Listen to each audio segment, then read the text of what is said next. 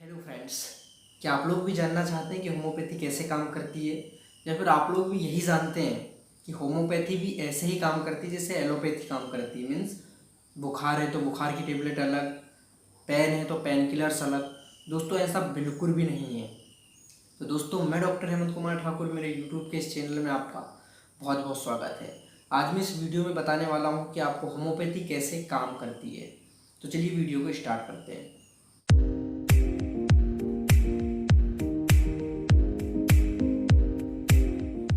दोस्तों, यदि आप होम्योपैथी से जुड़े हुए हैं तो आपको यह भी जानना बहुत ज़रूरी है कि होम्योपैथी मेडिसिन काम कैसे करती है।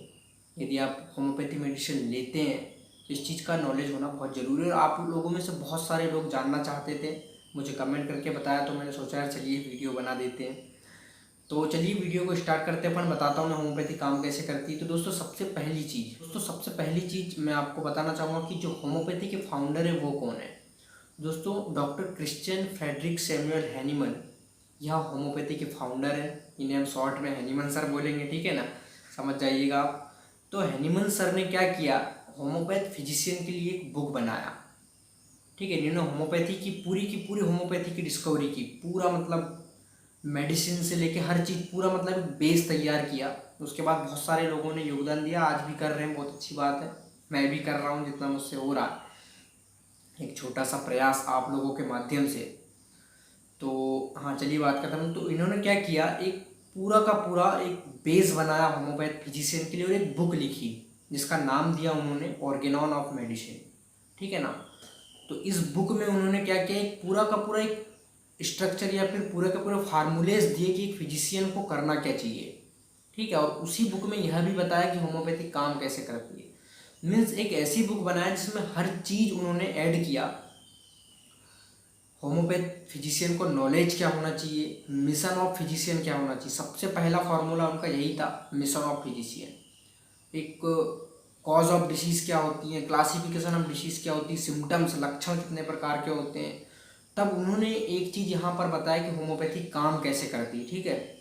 तो उस बुक का क्या नाम बताया मैंने, ऑर्गेनॉन ऑफ मेडिसिन। ये मेरे पास रखी हुई है ऑर्गेनॉन ऑफ मेडिसिन, ये आप देख सकते हैं भाई, बहुत पुरानी बुक हो गई है। मेरे सीनियर की बुक है, उन्होंने भी पता नहीं कितने सीनियरों से लिया था, और बहुत इंपॉर्टेंट बुक होती है एक होम्योपैथ फिजिशियन के लिए, ठीक है ना।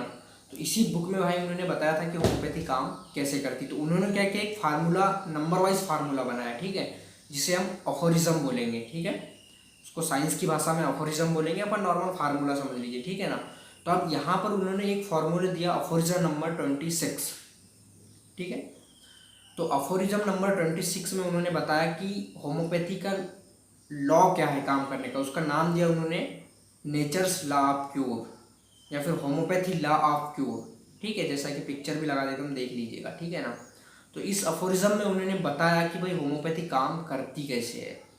इन्होंने इस अफोरिज्म में लिखा, the weaker dynamic affection is permanently extinguished in the living organism by the stronger one.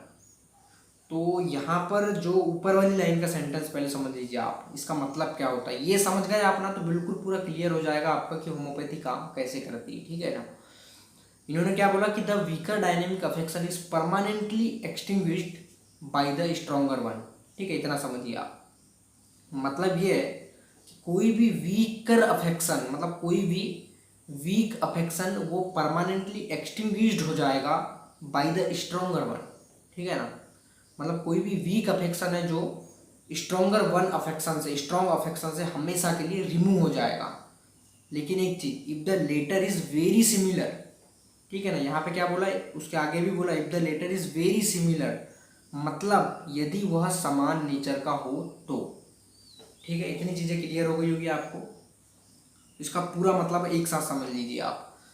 यदि कोई भी वीक अफेक्शन अपनी बॉडी में है, और यदि हम उसी नेचर का स्ट्रॉन्ग अफेक्शन उस बॉडी में क्रिएट करते हैं, तो जो आपका वीक वाला जो अफेक्शन है वो हमेशा के लिए रिमूव हो जाएगा उस स्ट्रॉन्गर अफेक्शन के द्वारा, ठीक है। अब समझिए उन्होंने क्या समझाने की कोशिश की है हमें, कि यदि यदि हमारी बॉडी में कोई नेचुरल डिसीज पहले से मौजूद है, ठीक है ना। हमारी बॉडी में क्या एक नेचुरल डिसीज है जो हमें नेचर से मिली हुई है, वो हमारी बॉडी में पहले से मौजूद है, और यदि हम उसी नेचर की उसी नेचर की कोई आर्टिफिशियल डिसीज उसकी बॉडी में क्रिएट कर दे, लेकिन वह स्ट्रांग होना चाहिए, ठीक है ना, लेकिन वह क्या होना चाहिए, स्ट्रांग होना चाहिए। आर्टिफिशियल डिसीज यदि क्रिएट कर दे तो जो पुरानी जो नेचुरल डिसीज थी, जो वीक थी, वो हमेशा के लिए रिमूव हो जाएगी, ठीक है ना, वो तो हमेशा के लिए रिमूव हो गई जो नेचुरल वाली थी। अब रही बात आर्टिफिशियल की, तो आर्टिफिशियल डिसीज दोस्तों, आर्टिफिशियल डिसीज हम मेडिसिन के द्वारा इसमें क्रिएट करते हैं। आर्टिफिशियल डिसीज मतलब हम मेडिसिन द्वारा उसमें एक आर्टिफिशियल डिसीज क्रिएट कर रहे हैं। तो जो ये आर्टिफिशियल डिसीज है ना, तो ये क्या करेगी, अपना एक ड्यूरेशन, एक पीरियड के बाद क्या होगी, अपने आप रिमूव हो जाएगी ये बॉडी से। या फिर इसे हम, ये आर्टिफिशियल मतलब ये अपने कंट्रोल में, ये हमारे कंट्रोल में, ठीक है ना, तो इसे हम कभी भी रिमूव कर सकते हैं। मीन्स इसका एंटीडोट कर दो, या फिर इसकी जो मेडिसिन की पावर है वो कम कर दो, मेडिसिन स्टॉप कर दो, तो वो जो आर्टिफिशियल डिसीज जो हम क्रिएट कर रहे थे वो भी अपने आप रिमूव हो जाएगी। मतलब यहाँ पर क्या हुआ, जो आपकी बॉडी में जो नेचुरल डिसीज थी वो तो रिमूव हो ही गई, जो हमने आर्टिफिशियल डिसीज दी उसके द्वारा, और जो हमने आर्टिफिशियल डिसीज दिए थे बॉडी में वो भी रिमूव हो गई। मतलब आपकी जो बॉडी है फ्री फ्रॉम द डिसीज हो गई, ठीक है ना, नेचुरल डिसीज भी चले गई, आर्टिफिशियल डिसीज भी चले गई, ठीक है। अब इसको एग्जाम्पल के द्वारा समझिए आप। तो ये क्या किया, फिर जो नेचर्स लॉ ऑफ क्योर था, हैनिमन सर ने उसके 3 एस्पेक्ट से उन्होंने एग्जाम्पल देकर समझाने की कोशिश की, ठीक है ना। बहुत ध्यान से सुनिएगा, बहुत ही इंटरेस्टिंग कहानी है भाई, और बहुत मज़ा आया था मेरे को ये सुनने के बाद। बहुत ही मतलब एक इंटरेस्ट क्रिएट हुआ था कि भाई ऐसा भी होता है, साइंस बोल रहा है, मैं कुछ नहीं बोल रहा है आपने, ठीक है ना, ये साइंस बोलता है, ठीक है।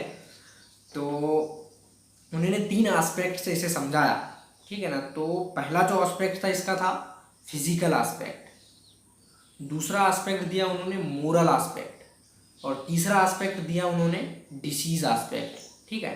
पहली बात करते हैं फिजिकल एस्पेक्ट की, मतलब एक फिजिकल एग्जांपल देकर उन्होंने समझाया कि भाई डिसीज कैसे रिमूव होगी। अब देखिए आप, तो एक चीज़ आपको देखो, आप लोगों ने एक चीज़ ऑब्जर्व किया होगा कि भाई फिजिकल एस्पेक्ट का एग्जांपल देखिएगा आप, कि यदि अपने एक हॉल है, उसमें छोटी सी मोमबत्ती जल रही है, ठीक है ना, पूरा हॉल में अंधेरा है, मोमबत्ती उसमें जल रही है, बराबर मोमबत्ती का प्रकाश हो रहा, ठीक है।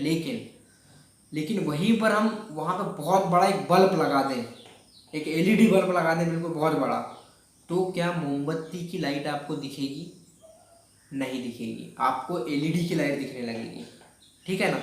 तो यहाँ पे उन्होंने यही समझाने की कोशिश की कि भाई जो वीक अफेक्शन था वो रिमूव हो गया स्ट्रॉन्गर वन से, ठीक है ना। जो मोमबत्ती की लाइट थी वो रिमूव हो गई, कैसे? एलईडी की लाइट से। मतलब वीक अफेक्शन जो है स्ट्रॉन्ग अफेक्शन के द्वारा रिमूव हो गया। तो यहाँ पर इसी टाइप से होम्योपैथी में वीक जो डिसीज है वो स्ट्रॉन्ग डिसीज के द्वारा रिमूव हो जाती है, ठीक है। ये था इसका फिजिकल एस्पेक्ट। अब बात करते हैं मोरल एस्पेक्ट की, समझिएगा ध्यान से, है ना। तो मोरल एस्पेक्ट में क्या बताया दोस्तों उन्होंने कि देखिए, आप लोगों ने भी ये क्या कहते हैं अपने लाइफ में ये महसूस किया होगा, आप कहीं बाहर हैं, आप मान लो किसी बाहर सिटी में अपने घर से दूर है, आपको वहाँ पे तुरंत पता चलता है कि भाई मेरे फ्रेंड की डेथ हो गई किसी एक्सीडेंट में। एग्जाम्पल है भाई, बिल्कुल है ना, बिल्कुल ऐसा भगवान करे ऐसा ना हो, एक एग्जाम्पल है समझने के लिए, ठीक है ना। आपको तुरंत पता चला कि आपके फ्रेंड की डेथ हो गई, आप बिल्कुल शॉक में चले जाएंगे, हे भगवान डेथ, मतलब आपको इतना सैडनेस फील होगा, मतलब बहुत ज़्यादा आप शॉक में चले जाएंगे, ठीक है। चले गए अभी शॉक में, आप, आपकी फ्रेंड की डेथ हुई, ठीक है ना। अब उसके बाद तुरंत आपको कॉल आया कि भाई आपके जो दादाजी हैं, या फिर आपके जो बहुत क्लोज रिश्तेदार हैं, किसी की भी XYZ कोई भी मान लो, तो आपके जो दादाजी हैं उनकी डेथ हो गई। उससे ज़्यादा आप शॉक में चले जाएंगे, फिर वहाँ पर आप भूल जाएंगे कि आपके फ्रेंड की भी डेथ हुई है, ठीक है ना। तो मतलब यहाँ पे जो वीक जो अफेक्शन था, आपके दादाजी ज़्यादा इंपॉर्टेंट रखते हैं ना आपके फ्रेंड से, ठीक है ना। मतलब यहाँ पे जो वीक जो अफेक्शन था वो स्ट्रॉन्ग अफेक्शन के द्वारा रिमूव हो गया। मतलब आपके फ्रेंड की डेथ का जो दर्द था आपको, वो कहीं ना कहीं कम हो गया, फिर कहीं ना कहीं आप उसे भूल गए, अभी आपको आपके दादाजी की डेथ याद है, ठीक है ना। तो ये था एक इसका एग्जाम्पल भाई, मोरल एस्पेक्ट वाला। अब बात करते हैं डिसीज एस्पेक्ट की। तो भाई साइंस ये बोलता है कि यदि 2 समान नेचर की डिसीज यदि बॉडी में ट्रेवल करती हैं, या फिर साइंस क्या बोलता है समझिएगा, साइंस क्या बोलता है कि भाई यदि आपके शरीर में कोई डिसीज पहले से है और यदि सेम नेचर की फिर वो सेम टू सेम नेचर की डिसीज़ फिर से यदि बॉडी में दूसरी डिसीज़ यदि यहाँ पर ट्रेवल करने लगे और वो यदि स्ट्रॉन्ग नेचर की हो, तो आपकी जो वीक नेचर वाली जो डिसीज़ है, जो वीक अफेक्शन वाली जो डिसीज़ है, जो नेचुरल डिसीज़ है, वो हमेशा के लिए रिमूव हो जाएगी। ठीक है, यहाँ पे लिखा भी हुआ है कि ophthalmia cure by small pox, या फिर blindness cure by small pox, मतलब आपका जो अंधापन है वह स्मॉल पॉक्स के द्वारा हमेशा के लिए क्योर हो सकता है, ये साइंस बोलता है, क्योंकि दोनों का जो नेचर है वह सेम होता है। ठीक है ना, ये साइंस बोलता है, यहाँ पे मैं कुछ भी नहीं बोल रहा हूँ। ठीक है ना, लेकिन यह बहुत ही कम होता है दोस्तों, जिसे होम्योपैथी में हैप्पी गो लकी ऑपरेशन बोला जाता है। मतलब 100 में से एक आध कहीं केस हो गया कि जो आपका अंधापन है आपके वो स्मॉल पॉक्स से क्योर हो सकता है। ठीक है ना, ये साइंस बोलता है और ऐसा होता भी है। ठीक है, तो यह है हैप्पी गो लकी ऑपरेशन। यह बहुत कम लोगों में देखने को मिलता है। मतलब जो आपका जो ब्लाइंडनेस जो था, आपका जो अंधापन था, उसी नेचर का जो है स्मॉल पॉक्स आपके बॉडी में क्रिएट होता है, जो आपके ब्लाइंडनेस से स्ट्रॉन्ग नेचर का होता है। तो आपका जो ब्लाइंडनेस हमेशा के लिए रिमूव हो जाएगा और स्मॉल पॉक्स आपकी बॉडी में हो जाएगा। मतलब यहाँ पर भी जो वीक अफेक्शन वाली जो डिसीज़ है वह स्ट्रॉन्ग नेचर वाली डिसीज से रिमूव हो गई। ठीक है ना, तो ये था हैप्पी गो लकी ऑपरेशन, जो बहुत कम लोगों में होता है। ठीक है ना दोस्तों, तो भाई ऐसे काम करती है होम्योपैथी। ठीक है, ये आपने समझ लिया। तो यदि आपने अफोरिज्म नंबर 26 जो फार्मूला जो 26 जो डॉक्टर हैनिमन सर ने हमें दिया है, ये यदि आपने समझ लिया तो आपने समझ लिया कि होम्योपैथी काम कैसे करती है। तो भाई यहाँ पर ये नहीं होता है ना कि भाई बुखार की गोली अलग है, दर्द की गोली अलग है, टाइफाइड की टेबलेट अलग है, एंटीबायोटिक अलग है, एनाल्जेसिक अलग है, पेन किलर XYZ, ऐसा इसमें होम्योपैथी में नहीं होता है दोस्तों। ठीक है, इसमें हर एक पेशेंट की इंडिविजुअल मेडिसिन होती है, हर एक पेशेंट को इंडिविजुअल करने की हर पेशेंट, इस पर मैं अलग वीडियो बनाऊंगा कि भाई कैसे क्या मेडिसिन सेलेक्ट करते हैं, ये अलग है। अभी आप इतना समझ गए होंगे, शायद आशा करता हूँ कि आपको समझ में आ गया होगा। मैंने कोशिश किया आपको समझाने की होम्योपैथी काम कैसे करती है, how to work homeopathy medicine. तो दोस्तों आज के लिए इतना ही। वीडियो पसंद आए तो प्लीज़ लाइक करके मुझे ज़रूर बताइएगा, और भाई कोई भी कन्फ्यूज़न हो, यदि समझ में नहीं आया हो तो कमेंट बॉक्स में कमेंट करके पूछ लीजिएगा, और उसके बाद भी समझ नहीं आ रहा हो तो भाई कॉल कर दीजिएगा, नंबर दे दूँगा। ठीक है ना, व्हाट्सअप मैसेज कर दीजिएगा, वहाँ पर बता दूँगा मैं आपको। तो ठीक है दोस्तों, आज के लिए इतना ही। अभी तक आपने मेरे चैनल को सब्सक्राइब नहीं किया है तो भाई सब्सक्राइब कर दो यार, ऐसी हेल्थ से रिलेटेड वीडियो फ्री में आपको मिलेंगे। तो ठीक है दोस्तों, थैंक यू।